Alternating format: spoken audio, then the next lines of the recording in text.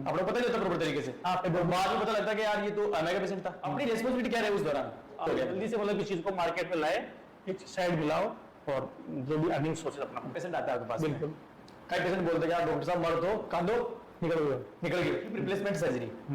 मोटा होने के लिए भी यंग एज में स्टेरॉइड यूज करते हैं। एंटीरियर क्रूसेंट लिगामेंट, बिल्कुल डॉक्टर साहब और हमारा तो बाई आएगी पगा के अंदर। कौन कौन से ऑपरेशन आप अपने इस केकड़ी के अंदर कर सकते हो? कोई मेजर ऐसा ऑपरेशन जो आपने किया हो और उसको बिगेस्ट अचीवमेंट आप? एक बोन ग्राफ्टिंग सर्जरी होती है, क्या है? तो हमें थोड़ी देर के लिए सर्जरी थोड़ी देर रोक ली थी। कुछ ऐसा अगर ऐसा कुछ अनहोनी हो जाती है तो परिजनों को जवाब देना मुश्किल हो जाता है।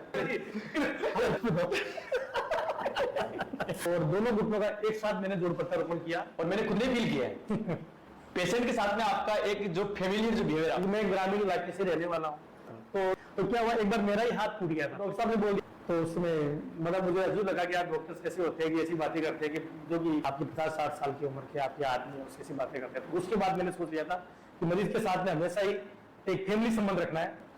बेसिकली उसको शुरू से लेकर जो अंत तक उसकी क्या स्ट्रेटजी रहनी चाहिए। कुछ छोटे सपनों के बदले बड़ी नींद का सौदा करने निकल पड़े हैं पांव भागे, जाने कौन डगर टरेंगे। वही प्यास के अनगढ़ मोती, वही धूप की सुर्ख कहानी, वही आंख में घुटकर मरती आंसू की खुदार जवानी। नमस्कार, मेरा नाम है सुरेंद्र और स्वागत है आपका अपने YouTube चैनल सुरेंद्र पॉडकास्ट पर। साथियों, प्रत्येक रविवार को हम अपने इस पॉडकास्ट के माध्यम से हमारे जो भी स्पेशलिस्ट है वेरियस टाइप ऑफ फील्ड, उनको हम अपने इस पॉडकास्ट के अंदर आमंत्रित करते हैं और आपके लिए एक बेहतरीन जानकारी का एक जरिया हम पेश करते हैं। इसी श्रृंखला के अंदर आज हमारे मेहमान हैं डॉक्टर लाल कृष्ण जी कुमावत। ऐसा नाम जो केकड़ी क्षेत्र के अंदर बहुत ज्यादा प्रसिद्ध है। आज हम जानेंगे डॉक्टर लाल कृष्ण जी कुमावत से इनके जीवन की छोटी से लेकर आज तक की उपलब्धि के बारे में। तो स्वागत करते हैं डॉक्टर साहब का। नमस्कार डॉक्टर साहब। नमस्ते सुनील जी, बहुत बहुत धन्यवाद आपको।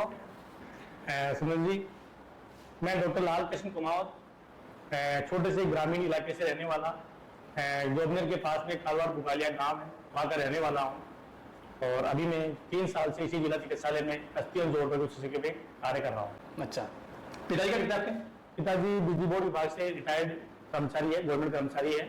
हमारे परिवार में हम 4 भाई बहन हैं और मेरे एक बच्चा, एक बच्ची और वाइफ है। अभी हम केकड़ी में निवास कर रहे हैं। अच्छा, पिताजी आपके साथ रहते हैं? नहीं, पिताजी मम्मी एक छोटा भाई गांव में ही रहते हैं। नहीं, मैंने आपकी फोटो देखी थी जिसमें माताजी आपके साथ ही साथ होली के ऊपर ये आए थे। वो अभी आए थे। बच्चे भी छोटी है 9 महीने की, उसमें थोड़ा दौड़ का प्रोग्राम उन्हें ग्रामीण इलाके में मनाते हैं, उस उपलक्ष्य पे यहाँ पे आए थे। 10th कहाँ से आपने? 10th मैंने जयपुर के एक प्राइवेट स्कूल था उसमें पास में अपने गोटवाड़ा के अंदर, वहाँ से करी। परसेंटेज कहते हैं 10th पे आपके? 75% मेरे 10th में। अच्छा, उसके बाद 12th कहाँ से करी? उसके बाद 11th और 12th मैंने हरमाना से गवर्नमेंट स्कूल से की। अच्छा, गवर्नमेंट स्कूल से करी? Government school. क्या परसेंटेज था आपके 12th में? उसमें मेरे 75 के आसपास। 75। एग्रीकल्चर तो बड़ा। 12th के बाद में ऐसा आपके घर वालों ने आपको सजेस्ट करा कि आपका खुद का ये सपना था कि यार मुझे तो नीट करनी है और डॉक्टर बनना है? नहीं, ऐसा कुछ नहीं है सुंदर जी। घर वालों का कोई प्रेशर नहीं था। थोड़ा सा उस समय आइडिया भी नहीं होता था कि भाई डॉक्टर बनने के लिए नीट या जो भी पीएमटी एग्जाम होता है वो करना पड़ता है। मेरे जो बड़े भाई साहब है, बड़े ब्रदर है सरवण जी, उनको थोड़ा पता था, आइडिया था। उसे अपना कहाँ पता होता है। सही बात। उन्होंने बोला कि यार ऐसे ऐसे अपने गाँव से 2-3 बच्चे और गए, वो डॉक्टर बने, तेरे को भी एग्जाम एक होता है जो उसमें नाम चलता है कोटा में एक एलन इंस्टीट्यूट का, उसका एक एंट्रेंस एग्जाम होता है, वो देना है। उसके बाद एडमिशन वहाँ होगा, देखते हैं क्या करना है। तो उन्होंने मेरा फॉर्म भर दिया, मेरा एंट्रेंस एग्जाम दिया, फिर उसमें LNC मैंने तैयारी करी, फिर मेरा उसमें सिलेक्शन हुआ, फिर मैंने क्वालिफाई। क्या मार्क्स थे आपके 720 में से उस टाइम में? 600 के आसपास। पहला कॉलेज कौन सा मिला आपको? MBBS तो मैंने गवर्नमेंट मेडिकल कोटा से करी थी। अच्छा, उस समय तो मैंने कोटा ही भरा था। तो बोले आपने जो चमक गया उसका ऐसा समय पिछले आज भी है, हंसमुख स्वभाव रहो, टेंशन मत लो, स्ट्रेस मत लो, जो मिला है उसको संतुष्ट रहो। वो शुरुआत में आपकी पोस्टिंग कहाँ पे थी? MBBS करने के बाद में मेरी पहली पोस्टिंग हुई थी एक बहुत ही दूर गांव में, पाली जिले में पड़ता है। पाली जिले में भी बहुत ही इंटीरियर है। बाली में भी चामुंडरी रणावतन एक PSC थी। अच्छा, बहुत ही एक जिसको बोलते हैं आदिवासी इलाका है। वहां का अनुभव कैसा रहा बॉस आपका? वहां का अनुभव मेरे लिए बहुत ही ऐसा रहा कि जो मैं भूल नहीं सकता था। आप उसके बाद बॉस आपने PG करी गवर्नमेंट मेडिकल कॉलेज कोटा से? मेरे को बस PG करनी थी केवल ऑर्थोपेडिक के अंदर। मेरे को और बाकी सभी मतलब मेडिसिन वगैरह एसएमएस वगैरह सब मिल रही थी, कोई दिक्कत नहीं थी। मेरे को बस कोटा की ऑर्थोपेडिक चुननी थी मेरे को, तो कोटा की ऑर्थोपेडिक का नाम था पहले, बहुत बड़ा बूम था, तो मेरे को बस मैंने फर्स्ट चॉइस कोटा की ऑर्थोपेडिक करी, तो कोटा की ऑर्थोपेडिक मेरे को मिली। जब आप एमबीबीएस कर रहे थे, हाँ उस टाइम में आपके जहन में आ गया था कि मुझे तो यार ओरा ही करना है? हाँ ये श्योर, बिल्कुल मेरे को उसी समय जहन में आ गया था पीजी करनी तो ऑर्थोपेडिक से ही करनी है मुझे बस, और मैंने वही सपना था, मैंने उस काउंसलिंग में चूज कर लिया। केकड़ी में आप पदस्थापित हो आज, जी बिल्कुल। यहाँ का सबसे पहले तो आप बताइए कि माहौल कैसा है? तो माहौल बहुत खुशनुमा है, बहुत अच्छा है, लोग अच्छे हैं, और हॉस्पिटल का एनवायरमेंट भी बहुत अच्छा है। कई बार सुनने को मिलता है कि यार यहाँ पर थोड़ा पॉलिटिकल इन्फ्लुएंस ज्यादा है। इसके बाद में क्या होता है, 2021 से लेकर 25 चल रहा है, 3.5 साल मुझे भी हो गए, आज तक मेरे पास तो किसी पॉलिटिकल किसी का इंटरव्यू हुआ नहीं, आज तक किसी का भी मेरे पास फोन नहीं आया कि डॉक्टर साहब ऐसा काम करना है, ऐसा काम करना है, ऐसा काम, नथिंग, ऐसा कुछ भी नहीं है। ऐसे कंपेयर करते लोग यहाँ पर कि यार अपन पॉलिटिकल मुद्दा नहीं करेंगे, रघु जी के टाइम पे इतना इश्यू नहीं था पॉलिटिकल, गौतम जी के टाइम पे थोड़ा पॉलिटिकल इश्यू ज्यादा है। नहीं, ना तो उस समय था, ना ही आज है। मेरे को बिल्कुल आज तक कभी ऐसा फील हुआ ही नहीं है, बिल्कुल फील नहीं हुआ ऐसा कि कोई आपके काम में किसी पॉलिटिकल पार्टी को आपको इंटरफेयर कर रही है। सबसे पहले तो आप बताइए कि यहाँ पर कौन कौन सी समस्या आपको देखने को मिली, और उन समस्याओं पर आप काम करना चाहोगे जो आप देखते हो कि यार इन पे वाकई काम होना चाहिए। इन समस्याओं पे होता है कई बार यार हॉस्पिटल के अंदर ये फैसिलिटीज नहीं है, ये मुहैया करानी चाहिए, पेशेंट को ये दिक्कत आ रही है, ये सारी चीजें आप कैसे देखते हो? कौन सी एक मेजर समस्या है? नहीं, अभी जैसे देखने को मिल रही है कि अपने जैसे हम ऑपरेशन हम तो सर्जरी डिपार्टमेंट की तरफ जानते थे, सर्जरी डिपार्टमेंट में क्या होता है, हमारे ऑपरेशन के बाद मरीज को क्या होता है, निगरानी में रखना होता है। अच्छा। उसके लिए क्या होता है, पोस्ट ऑपरेटिव आईसीयू की जरूरत पड़ती है, उसमें बीपी पल्स मॉनिटरिंग वगैरह बहुत सारी चीजें होती है। तो उसके बाद ओटी के बाद तुरंत एक दिन या 24 या 48 आवर्स तक मरीज को रख सके, तो हमारे लिए तो क्या पोस्ट ऑपरेटिव आईसीयू हो तो मरीज को बेहतर सुविधा दे सके, मरीज को और अपनी निगरानी में रख सके, और ये है। और बाकी तो सिस्टम बहुत अच्छा है यहाँ पर, ऐसा कोई दिक्कत नहीं। बहुत कई बार नाइट में ड्यूटी दिखती है आपकी। बिल्कुल लगती है। आमतौर पर नाइट के अंदर बहुत सारे पेशेंट आते हैं, पेशेंट की गलती नहीं मानता मैं, हाँ बिल्कुल, परेशान आदमी आते हैं और वही नाइट में आते हैं यहाँ पर जो परेशान होते हैं और इमरजेंसी के अंदर आते हैं। इमरजेंसी के अंदर पेशेंट के साथ साथ जो अटेंडर आते हैं, हाँ अटेंडर माहौल खराब करते हैं कई बार। बिल्कुल। बेचारे पेशेंट की गलती नहीं होती है, लेकिन अटेंडर क्या करते हैं, वो थोड़े मतलब अग्रेसिव हो जाते हैं। उसको किस प्रकार से हैंडल करते हो आप उस समय? उसको हैंडल करने का यही तरीका है कि सबसे उनके ब्लड क्लोज रिलेटिव को मैं बुलाता हूँ, मेरा तो यही हॉबी है। मैं ये बोलता हूँ भाई इसके करीबी रिश्तेदार कौन है, क्योंकि औरों से तो बात में जो भी कॉम्प्लिकेशन होते हैं उनको समझाना पड़ता है। वो चीज आसपास के भाई पड़ोसी हो रिश्तेदारों सब चले जाते हैं कि बोल रहे सबसे पहले उनको बुलाओ कि भाई इसमें ये प्रॉब्लम है, इससे इसको आगे इसको रेफर करना पड़ेगा, या यहाँ रख रहे हैं तो इसको ये रिस्क हो सकता है। आप सहमति देते हो तो हम यहाँ तक ट्रीटमेंट हमारा जो संभव वो चालू करेंगे, आप सहमति नहीं देते हो, रिस्क नहीं लेते हो तो हम हेल्थ सेंटर पे इसको रेफर करेंगे। तो फिर थोड़ा सा हम गाड़ी से भी थोड़ा सा जो ब्लड या क्लोज रिलेटिव नहीं है उनको थोड़ा बाहर निकाल देते हैं, क्लोज रिलेटिव को अपने पास में रखते हैं, उनको समझाते हैं तो वो चीज को समझ पाते हैं। इमरजेंसी के अंदर जो पेशेंट आते हैं, अब मान लो कोई अलग पेशेंट है ना, अब शुरुआती फेज में तो पता नहीं होता बस, बहुत सारे केस आते हैं, बोलते हैं पेट दर्द कर रहा है, हाँ और पेट दर्द का अपन ट्रीटमेंट करते हैं, हाँ डायग्नोज तो किस प्रकार से करें उनको, अपने पता नहीं होता प्रॉपर तरीके से, बाद में पता लगता है कि यार ये तो अमेगा पेशेंट था। तो एक अब पेशेंट की तो उस समय जांच ली जाती है, अपनी रेस्पॉन्सिबिलिटी क्या रहे उस दौरान? नहीं, अगर पेशेंट क्या होता है, पेशेंट का वाइटल चेक करो, बीपी लो, एसपीटी लो, अगर उसको पेन एब्डोमेन से रिलीफ नहीं मिल रहा है तो आप सोचो कि उसमें क्या कारण है, तो ईसीजी कराओ, ईसीजी में अगर कराते तो एमआई के सिम्टम आते हैं, उसके अकॉर्डिंग ट्रीटमेंट करो, जो भी अपना यहाँ होता है, अगर नहीं होता है फिर आगे हेल्थ सेंटर प्रेफर करो। आजकल की जो लाइफस्टाइल है कैसे कोई उसको सुधार सकता है? आपकी लाइफ स्टाइल के लिए सुधारने के मुख्यतः 4 से 5 कारण हैं। इनको आप अपने दैनिक जीवन में यूज करके अपनी लाइफ स्टाइल को बहुत बेहतरीन कर सकते हो और बीमारियों से आप बच सकते हो। पहला यही है, थोड़ा सा 6 से 7 घंटे की नींद बहुत जरूरी है आदमी, रेस्ट एंड स्लीप बहुत ही अच्छा जरूरी है, पहला तो ये है। दूसरा, अर्ली मॉर्निंग एक्सरसाइज, चाहे आप वॉक करो, चाहे आप साइकिलिंग करो, चाहे आप रनिंग करो, कम से कम 30 मिनट से 1 आवर तक आप ये रूटीन जो भी आपको करना है वो कर सकते हो। तीसरा, आप हेल्दी डाइट, फूड, अच्छा फूड लो, अच्छा मिल्क लो, अच्छी वेजिटेबल्स लो, और आप नॉन वेजिटेरियन हो तो अलग से कोई अच्छे सप्लीमेंट आते हैं, फिश वगैरह हो, आप अपनी डाइट में ले सकते हो। चौथा बात है मेंटल स्ट्रेस, मेंटल स्ट्रेस को करने के, मेंटल स्ट्रेस को कम रखो आप, उसके तरीके यही है, योगा करो जिसको मेडिटेशन बोलते हैं, और आप लोगों से बातचीत करो, पॉजिटिव लोगों से बातचीत करो, ग्रुप में रहो। सुबह सुबह लोग पार्क में जाते हैं, हाँ हंसी ठिठोली करते हैं, लोग घूमते हैं, बातें करते हैं, ऐसी चीजें स्ट्रेस को कम कर सकते। इन चीजों को आप चेंज करके अपनी लाइफ स्टाइल से अपने जीवन को बेहतर बना सकते हैं। बहुत से गाँव से पेशेंट आते हैं आपके पास। बिल्कुल, कई पेशेंट बोलते हैं कि आप डॉक्टर साहब मर दो, कांदो, निकल गए। आपकी जो मेडिकल लैंग्वेज है हाँ उसमें आप किस प्रकार से उस चीज को देखते हो और कैसे पेशेंट को संतुष्ट करते हो और उसका निवारण किस प्रकार से आप करते हो? कंधा निकलना देखो ऐसा है कि कंधा निकल जाता है, अगर किसी चोट लगने का निकलता है तो कोई दिक्कत नहीं होती, इसमें तो अपन आप लोग कंधे को बिठा देते हैं तो उसको कुछ दिनों के लिए प्रिपरेशन बताते हैं, दवा देते हैं, ठीक हो जाता है। फिर किसी का बार बार कंधा निकलना ये एक मेजर समस्या है जिसके लिए आदमी को अवेयरनेस होना बहुत जरूरी है, क्योंकि ऐसी ये चीज बार बार निकलना किसी दुर्घटना को उस मरीज के लिए दुर्घटना को अंजाम दे सकता है। ड्राइविंग कर रहा है, कहीं ड्राइविंग करते समय अचानक ब्रेक लगाए, कंधा निकल गया, may be possible of accident. तो इस चीज के लिए, और कहीं मान लो कहीं गया हुआ आदमी निकल गया, रात भर परेशान रहा, दर्द हो रहा है, तो इस चीज के लिए अपन लोगों का इसके लिए सजग रहना जरूरी है। इसके लिए क्या करना चाहिए, प्रॉपर डॉक्टर से मिलके इसकी जांच होती है, एमआरआई करा के इसकी, एमआरआई में कुछ समस्या आती है उस हिसाब से इसकी सर्जरी प्लान होती है। ये कोई ऐसा नहीं कि कंधा निकल गया नॉर्मल चीज नहीं होती, बार बार से कंधा निकलना कुछ ना कुछ अपने कंधे में प्रॉब्लम को बताता है। तो बहुत से कंधा निकलता है, हाँ, तो सर्जरी एकमात्र ऑप्शन इसका? हाँ, अगर देखो क्या होता है, बारी बारी से कंधा निकलता है, इसका क्या होता है, कंधे के सॉकेट होता है, ग्लिनोइड कैविटी होती है, उसमें क्या होता है, टीयर हो जाता है ग्लिनोइड कैविटी का, इसलिए वहां से क्या होता है, ग्लिनोइड कैविटी तो होती है बहुत कम गहरी होती है, या उसका नीचे का जो पोर्शन होता है लेब्रम वो टीयर हो जाता है, उसको रिपेयर करते हैं तभी वो कंधा उसमें अटकता है। अदरवाइज हमेशा निकलता रहेगा, थोड़ा बहुत भी आपने कुछ फेंका या कुछ ज्यादा कोई भी काम कर लिया तो निकल जाएगा वो। इसके लिए सर्जरी एक बेटर ऑप्शन आपने कहा, बेटर सर्जरी उसका लिए अच्छा उपाय। और हिप रिप्लेसमेंट सर्जरी, शुरुआती इसके लक्षण क्या है, कैसे आप इसको देखते हो, इसका निवारण क्या है? हिप रिप्लेसमेंट्स जो हम लोग करते हैं वो जब कूल्हे का पूर्ण जोड़ खराब हो जाता है, लेटर स्टेज में करते हैं हम लोग, जब मरीज का दैनिक जीवन ही मतलब डिस्टर्ब हो जाए, उसका चलना फिरना, इधर उधर जाना पाना, बहुत ज्यादा दर्द होना, तब लास्ट ऑप्शन होता है हमारे लिए रिप्लेसमेंट सर्जरी।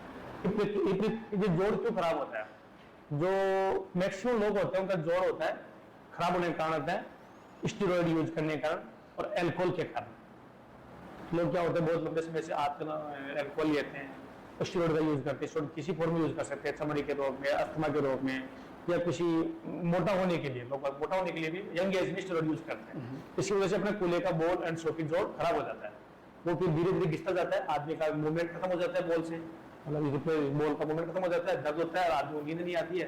तो स्टेज में हम लोग इसका जोड़ प्रत्यारोपण करते ही है। अच्छा, कई बार देखने को मिला कि गांव के अंदर जो प्रैक्टिसर रहते हैं उनकी वजह से भी ये हिप रिप्लेसमेंट की समस्या होती है कि वो इंजेक्टेबल चीजें काम में लेते हैं। हाँ, ऐसा संजय जी देखने को मिला है, मुझे भी पता चला है। गांव में क्या होता है, सर्दी जुकाम बुखार थोड़ा भी होता है, हल्की फुल्की एलर्जी होती है, उसमें भी लोग क्या होता है स्टेरॉइड फुल देते हैं। अब मैंने आपको अभी बताया कि स्टेरॉइड होता है तो कूल्हे को बोल को जरूर डिस्टर्ब करता है, खराब करता है। तो गाँव के प्रैक्टिस होते हैं मरीज को जल्दी सर्दी जुकाम हुआ ठीक कर दूं, जल्दी इसकी बॉडी में पावर आ जाए और ये ठीक हो जाए। उस वजह से वो हर 6 महीने में जाता है, 2 महीने में जाता है, इंजेक्शन लगाता है, फिर हमारे पास 2-3 साल बाद आता है कि मेरे कूल्हे के जोड़ में दर्द हो रहा है, यहाँ पे हम लोग एक्सरे करवाते हैं, पता चलता है इसका बोल भी मट गया, बोल एंड सॉकेट जोड़ खराब हो गया। उसके बाद कुछ नहीं होता है, उसके बाद गड्डी खराब होने के बाद उसका change option. As a doctor आप ऑडियंस आपने देख रही है, उनको आप क्या सजेस्ट करना चाहोगे, छोटी बीमारी के अंदर अपने को इंजेक्टेबल लेना चाहिए कि नहीं लेना चाहिए, और कितने तक अपने को लेना चाहिए? नहीं, छोटी बीमारी में जब जहां तक पॉसिबल हो अपने को ओरल मेडिसिन पे ध्यान देना चाहिए, और वो भी एक अच्छे डॉक्टर की ही सलाह के अंदर लेना चाहिए, ना कि किसी गांव के अपन जो लोकल प्रैक्टिशनर होते हैं उनकी सलाह के अनुसार लेना चाहिए, क्योंकि आगे जाके अगर लोकल प्रैक्टिस लेते हो तो आगे जाके गंभीर बीमारी को ये अंजाम दे सकता है। स्लिप डिस्क जो मेजर आज के टाइम पे देखने को मिलता है, कैसे होता है और निदान क्या प्रोसेस का? स्लिप डिस्क आज का वही मैं बताया ना आपको, मतलब लोगों का लाइफ स्टाइल वही है। स्लिप डिस्क का क्या होता है कि एक डिस्क होती है 2 वर्टिब्रा के बीच में होती है, वो अगर आपने हैवी वेट लिफ्ट कर लिया उसकी वजह से वो डिस्क होती है वो बाहर आ जाती है, और जो नर्व होती है उसको कंप्रेस कर देती है। नर्व के बाद में क्या होता है, उसका आदमी कमर दर्द और पूरे पैर में झंझनाहट और सुनापना होता है, उससे आदमी का चलना फिरना नींद लेना बहुत मुश्किल हो जाता है। मतलब एक्सीडेंट के कारण भी हो सकती है, वेट लिफ्ट के कारण भी हो सकती है, एक्सेसिव एक्सरसाइज के कारण भी हो सकती है, कोई आदमी लॉन्ग सिटिंग करता है, लॉन्ग सिटिंग उसकी वजह से भी हो सकती है। निवारण कैसे होगा इसका? निवारण ऐसा होता है जी, अगर अर्ली स्टेज में अगर आदमी पहुंच जाता है आपके पास में तो अपन कुछ मेडिसिन देते हैं और कुछ व्यायाम बताते हैं, उससे 90% लोगों को रिलीफ मिल जाता है।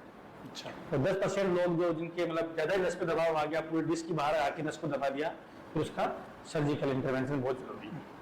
इंटीरियर क्रूसेंट लिगामेंट बिल्कुल तो अपने घुटनों के अंदर जो होता है, ये कैसे काम करता है? और कई बार ये मतलब अपनी जो जगह है उससे ये डिस्टर्ब हो जाता है, तो ये पूरा जो अपने बॉडी का जो सिस्टम है, अपनी जो हड्डियां वगैरह है, इनका सिस्टम बिगड़ जाता है। तो क्या कारण है, किस प्रकार से ये अपनी जगह से ये हट जाता है, इसका मेन रीजन क्या है? देखो, अपने घुटने का जो स्टेबिलिटी होती है वो लिगामेंट से और मसल से और टेंडन से ही होती है। इसमें एसीएल और पीसीएल दो लिगामेंट होते हैं, और इधर उधर दो मेनिस्काई होती है, लेटरल मेनिस्काई, और इधर भी दो लेटरल लिगामेंट होते हैं। तो मुख्यतः इनका खराब होने का कारण होता है ट्रोमेटिक। आदमी बाइक से गिर गया, सीढ़ी से गिर गया, पूरा घुटना मुड़ जाता है, तो उसमें एसीएल लिगामेंट और पीसीएल लिगामेंट टियर हो जाता है। अगर लिगामेंट टियर कम है, मतलब बहुत कम है, तो कंजर्वेटिव मैनेजमेंट हो जाता है उसका। उसमें क्या होता है, आदमी को बहुत ज्यादा पेन, सूजन, सीढ़ियां चढ़ने में, उतरने में, और उसको लिंपिंग रहती है, लचक रहती है, वो लचक जाती नहीं है। अगर लिगामेंट पूरा टूट जाता है या कुछ ज्यादा टूट जाता है, फिर उसका अगर कंजर्वेटिव मैनेजमेंट नहीं होता, फिर उस लिगामेंट को रिपेयर ही करना पड़ता है दूरबीन के द्वारा। एक मेजर जो समस्या देखने को मिलती है, डॉक्टर साहब और हमारा तो बाई आएगी पगा के अंदर, बाई, घटिया बाई। अब ये नाम आपके मेडिकल फील्ड में इसका कुछ और नाम है या फिर घटिया बाई ही इसका नाम है? कैसे आप इस डिजीज को देखते हो और क्या इसका निवारण हो सकता है और कैसे होता है मेनली? देखो, अपने घुटनों में या जोड़ों में दो आम समस्या होती है। एक तो होती है घटिया बाई, जिसको रूमेटिक आर्थराइटिस बोलते हैं हम लोग। एक होती है ऑस्टियोआर्थराइटिस। घटिया बाई रूमेटिक आर्थराइटिस में बहुत फर्क है। रूमेटिक आर्थराइटिस होती है वो सबसे पहले स्मॉल जॉइंट में आती है, अपने हाथों के छोटे जॉइंट्स में आती है, फिर बाद में कोहनी में, इनमें, रिस्ट में, फिर लास्ट में आती है अपने नी जॉइंट में। और नी जॉइंट में आती है, उसमें क्या रहता है, सुबह सुबह बहुत ज्यादा जकड़न रहती है। सुबह सुबह बहुत, मतलब आधे पौने घंटे तक जकड़न बहुत ज्यादा रहती है, इसका मुख्य लक्षण है। और सूजन बहुत रहती है, दर्द रहता है, आदमी को चलने फिरने में बहुत ज्यादा दिक्कत आती है। तो घटिया बाई की तो कुछ जांचें होती है, उसमें जब निकलता है तो घटिया बाई की दवाई अपने चलानी पड़ती है। उसमें क्या होता है, डिजीज कंट्रोल में आ जाती है और आदमी अपना लाइफ स्टाइल अच्छे जी सकता है। अगर एलोपैथी के अलावा वो घर पे ही इसका आयुर्वेदिक उपचार करना चाहे कोई पेशेंट घटिया बाई का, तो किस प्रकार से हो सकता है, या फिर एलोपैथी इसका एकमात्र उपाय है? नहीं, देखो, अगर आदमी को दर्द और सूजन रहती है, उसके लिए कुछ दवाइयां लेनी पड़ती है। फिर भी घर पे करना चाहे आदमी, इसके चार मतलब अपने कर सकता है आदमी, कुछ जॉइंट को अच्छी तरह से आगे के लिए बचा सकता है। इसके लिए कुछ एक्सरसाइज कर सकता है आदमी, बर्फ की सिकाई कर सकता है, एक्सरसाइज कर सकता है, बर्फ की सिकाई कर सकता है। इससे क्या होगा, दर्द और सूजन कम हो जाएगी। और एक्सरसाइज करने से क्या होगा, जॉइंट की मोबिलिटी अच्छी रहेगी, चलन अच्छा रहेगा, और मसल्स और लिगामेंट को आराम मिलेगा, स्ट्रेंथ अच्छी मिलेगी। आगे थोड़ी डिजीज थोड़ी प्रोग्रेस नहीं करेगी, आदमी को बेटर फील होगा। बस एक जो दर्द होता है साइटिका वाला, बिल्कुल बिल्कुल। क्या है और कैसे इसका निवारण हो सकता है?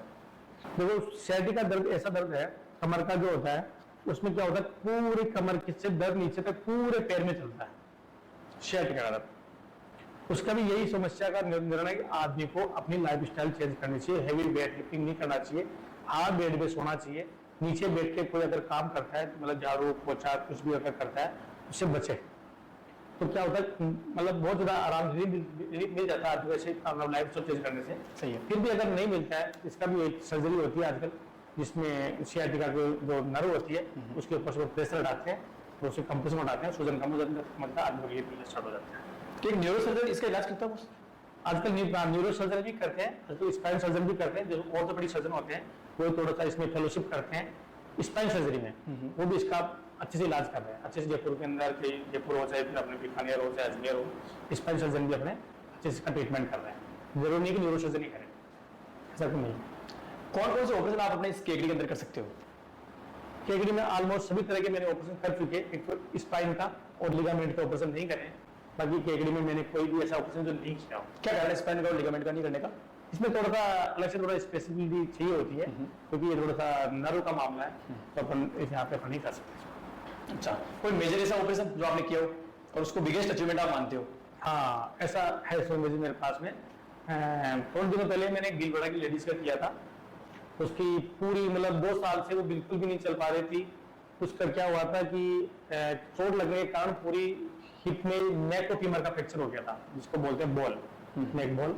तो उसको मतलब 2 साल से बिल्कुल भी नहीं चल पा रही थी वो, और मतलब वो घर पे थी, तो उसका बॉल क्या होता है, जब लंबे समय आदमी नहीं चल पाता तो बॉल पूरी एब्जॉर्ब हो जाती बॉडी के अंदर। तो जब वो आई मेरे पास में, तो उसकी मतलब बॉल थी नहीं, उसकी मतलब जॉइंट की बॉल थी नहीं। तो मेरे को सोचा यार इसे कैसे करेंगे, बॉल तो थी नहीं, प्लस उसके बाद क्या था, नीचे की फीमर भी फ्रैक्चर था उसका, और फीमर भी 2 साल से गलत जुड़ चुका था उसका। तो उसने बड़ा काश था कि यार इसको चलो बॉल तो नहीं डाल देंगे, फिर फीमेल के अंदर का एक रोड डालनी पड़ती है, अगर उसमें वो केनाल नहीं मिली तो रोड कैसे डालेंगे अपन, उसको पूरा पूरा जुड़े हुए को खोलना और उसमें उस केनाल के अंदर रोड डालना वेरी डिफिकल्ट। फिर हमने कुछ बहुत बड़ी प्लानिंग करी उसके लिए, मैंने भी मेरे जो सीनियर है उनसे भी पूछा, तो कुछ दोस्तों से भी पूछा, मतलब बहुत बड़ी मैंने 1 महीने तक पूरी प्लानिंग करी थी सर्जरी की। फिर उसका अल्टीमेटली सर्जरी बहुत अच्छी हुई, आज लेडीज बिल्कुल। सर्जरी के दौरान आपने अकेले पूरा टास्क क्लियर किया था मतलब? हाँ, सर्जरी में मैं था और असिस्टेंट थे, और स्टाफ हुआ, कोई दिक्कत नहीं आई, सक्सेसफुल रहा था? सक्सेसफुल रही, फिर भी आती है लेडीज चलते हुए आती है, कोई दिक्कत नहीं आई, आने आती। ठीक है। एक बोन ग्राफ्टिंग सर्जरी होती है, हाँ, क्या है? बोन ग्राफ्ट ऐसा है कि इसमें क्या होता है, हड्डी का ही चूरा लिया जाता है। तो कंडीशन ऐसी होती है जिसमें मान लो कोई ऑपरेशन हो गया और वहां से बोन खत्म हो गई, कोई भी हड्डी फ्रैक्चर हो गई, वहां गेप बन गया, और गेप बन गया तो उस गेप को भरने के लिए अपने को हड्डी तो लेनी पड़ेगी कहीं से कहीं। सही है। तो उस कंडीशन में क्या करता है, मुख्यतः आप बोन ग्राफ्ट यहाँ से जो गुले की ऊपर वाली होती है एंटीरियर सुपीरियर स्पाइन, वहां से हड्डी का थोड़ा सा चूरा लेते हैं, जो गेप बनता है उसमें ले लेते हैं, उसमें भर देते हैं। कई बार बहुत से अपने एक्सीडेंट हो जाते हैं, एक्सीडेंट के अंदर अपने पैर की हड्डियां टूट जाती है, वहां पर रोड वगैरह रखते हैं। कई पेशेंट ऐसे होते हैं जिनके 2-3 ऑपरेशन रहते हैं, वो रोड उनके ट्रांसप्लांट कर देते हैं। तो क्या परमानेंटली रहेगी वो इस प्रकार से, या फिर उसका कुछ निदान हो सकता है आगे जाकर? नहीं, रोड को ऐसा होता है कि नेल होती है, रोड जिसको आप रोड बोलते हैं, लोग नेल बोलते हैं उसको। नेल जब बोन पूरी तरह जुड़ जाती है 1.5 से 2 साल में, उसके बाद में इम्प्लांट को वैसे लोग चाहे तो निकला सकते हैं, चाहे तो उसको रख भी सकते हैं, क्योंकि उससे कोई ऐसा तो है नहीं कि भाई बायोलॉजिकल इनएक्टिव होती है, रोड अंदर कभी भी रिएक्शन नहीं करती है। अगर एक बार हड्डी जुड़ गई सब सेट तो बायोलॉजिकल इनएक्टिव होती है, कभी रोड नुकसान नहीं करती। पेशेंट को चलने में दिक्कत होती है रोड की वजह से? हाँ, कुछ पेशेंट को तकलीफ होती है, वो स्क्रू रोड से प्रॉब्लम करते हैं, स्क्रू रोड चुभने लग जाते हैं, रोड थोड़ी सी इरिटेशन करने लग जाती है, उसे पूरे हम रोड को निकाल देंगे 2 साल बाद में, तो उस पेशेंट को अपडेट भी करा मिल जाता है। 2 साल बाद निकाल सकते हो? हाँ, 1.5 से 2 साल बाद निकाल सकते। ऐसा कोई पल आपके जीवन में आया हो कभी जिसने आपको मतलब भावुक किया हो?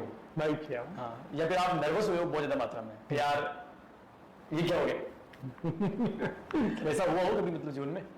एक तो नजर से देख लेते हैं, आपकी फील्ड में से देख लेते हैं, आप मान लो सर्जरी कर रहे हैं, ऑपरेशन कर रहे हैं, उस दौरान कोई ऐसा कोई केस आ गया हो जो आपको उसने मतलब ये कोई पेचीदा केस आ गया हो, यार ये बहुत ज्यादा मात्रा में आपको टिपिकल लग रहा है और वहां आप नर्वस हुए हो? हाँ, ऐसा अभी रिसेंटली 2 महीने पहले ही हुआ था मेरे साथ में। एक बहुत ही महिला थी जिसका मैंने हिप रिप्लेसमेंट के लिए रखा था, ओवरवेट महिला थी, उसका हम सर्जरी कर रहे थे, उस समय थोड़ा सा उसके इन ड्यूरेशन सर्जरी में कॉम्प्लिकेशन हो गया था, तो हमें थोड़ी देर के लिए सर्जरी रोड में रोक ली थी, क्योंकि एनेस्थेटिक पॉइंट ऑफ व्यू से थोड़ा सा प्रॉब्लम हो गई थी उसको। उस समय मैं थोड़ा सा स्ट्रेस हुआ कि यार पेशेंट को कुछ हो नहीं जाए यार, सर्जरी तो क्या प्लान सर्जरी थी, और ऐसा अगर ऐसा कुछ अनहोनी हो जाती है तो परिजनों को जवाब देना मुश्किल हो जाता है। तो 20-25 मिनट के लिए मैंने सर्जरी रोकी थी, तो उसमें मेरे को लगा था कि कुछ ना कुछ पेशेंट के साथ में मिसहैपनिंग ना हो, तो मैं उससे थोड़ा भावुक हुआ था। मैंने टीम से बात करी कि मैं कोई दिक्कत तो नहीं है, मैंने बड़ी तरह से मैनेज किया, मुझे ऑपरेशन नहीं होने दिया, कोई दिक्कत नहीं है, वी मैनेज, अब अपना ऑपरेशन आगे थोड़ी देर बाद चालू रखें। ये मेरे लिए बहुत टिपिकल मामला था। सबसे बड़ी उपलब्धि किसको मानते हो आप आज तक आपके जीवन की? सबसे बड़ी उपलब्धि है कि मैं सुनिधि यहाँ आने के बाद सोचा नहीं था कि भाई के जिला अस्पताल में नी रिप्लेसमेंट सर्जरी होगी, रिप्लेसमेंट सर्जरी होगी। हमने मतलब शुरुआत में बहुत लोगों को कन्विंस किया कि यहाँ भी ऐसा हिप रिप्लेसमेंट और नी रिप्लेसमेंट सर्जरी हो सकती है। तो एक महिला थी, उसने बोला कि वो 4-5 जगह घूम के आ गई थी, कि मतलब भीलवाड़ा भी दिखा के आ गई, जयपुर दिखा के आ गई, और बीकानेर सब दिखा के आ गई, मेरे घुटने का जोड़ प्रत्यारोपण करना है। मैंने उसको बहुत ही इसी तरीके से या मतलब बहुत मुश्किल तरीके से उसको कन्विंस किया कि नहीं मैं आपको ऑपरेशन कर दूंगा। तो महिला बहुत ही मुश्किल तरीके से मानो कि 1 दिन पहले मेरा ऑपरेशन था वो। सही बात है। और दोनों घुटनों का एक साथ मैंने जोड़ प्रत्यारोपण किया। आज के 2-2.5 साल हो गए, शायद बात को 2-2.5 साल हो गए। तो वो बहुत ही सक्सेसफुल रहा। पहला मेरा नी जोड़ रिप्लेसमेंट था, आसपास के यही गाँव की थी वो।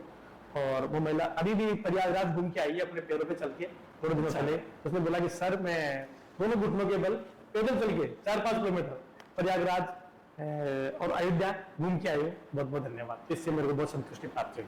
उसको पहले महिला बिल्कुल मतलब थोड़ा अपने दैनिक दिनचर्या में बहुत प्रॉब्लम आती थी, उसी को आप सबसे बड़ी उपलब्धि मानते हो? हाँ, उसके लिए मैं उसको देख के मैं कहता हूँ हाँ मैंने बहुत अच्छा काम किया, तेरे लिए बहुत अच्छी। इसके लिए डॉक्टर साहब आपको बहुत धन्यवाद कि आपने एक पेशेंट की भावनाओं को समझा, और उसको आप सबसे बड़ी उपलब्धि मानते हो।